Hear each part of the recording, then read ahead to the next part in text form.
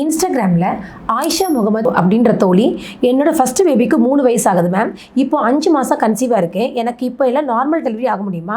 First குழந்தை caesarean தான் பண்ணிக்கலாமா அப்படின்னு கேட்டிருக்காங்க. இன்னொரு தோல்வி இதே மாதிரியான கேள்வி கேட்டிருந்தாங்க. இப்போ எனக்கு வந்து கன்சீவ் ஆகி குழந்தைக்கு 2.5 வயசு பக்கம் ஆகுது, 2 இயர்ஸ் 3 மந்த்ஸ் ஆகுது. இப்போ நான் செகண்ட் பேபிக்கு ட்ரை பண்ணலாமா அப்படின்ற கேள்வி கேட்டிருந்தாங்க. கண்டிப்பாக நீங்கள் 2 பேருமே பர்ஃபெக்டான கேண்டிடேட் தான். வெஜினல் டெலிவரி ஆஃப்டர் சிசேரியன் செக்ஷனுக்கான கேண்டிடேட் தான். ஏன்னா முதல் குழந்தைக்கும் 2வது குழந்தைக்கும் குறைஞ்சபட்சம் ஒரு 1.5 வருஷம் இடைவெளியாவது இருந்துட்டுனா நீங்கள் வந்து வெஜினல் டெலிவரி இப்போ அண்டர்கோ பண்ணுறதுக்கான பர்ஃபெக்டான ஆள் தான். ஆனால் நீங்கள் யோசிக்க வேண்டியது, தற்போதைக்கு இந்த ப்ரெக்னென்சியில் நீங்கள் உங்களுக்கு வேறு எந்த காம்ப்ளிகேஷன்ஸும் இருக்கக்கூடாது. லஞ்சு கீழே இருக்கிறது, இல்லை அதிகமான வெயிட் இருக்கிறது, இல்லை உங்களுடைய குழந்தையோட சைஸுக்கும் உங்கள் இடுப்பு எலும்புக்கும் ப்ராப்பரான ஃபிட்டிங் இல்லாமல் இருக்கிறது, கர்ப்பப்பை வாய் திறக்காமல் போகிறது, இந்த மாதிரியான வேறு ஏதாவது அப்நார்மலான இண்டிகேஷன்ஸ் இருக்கக்கூடாது.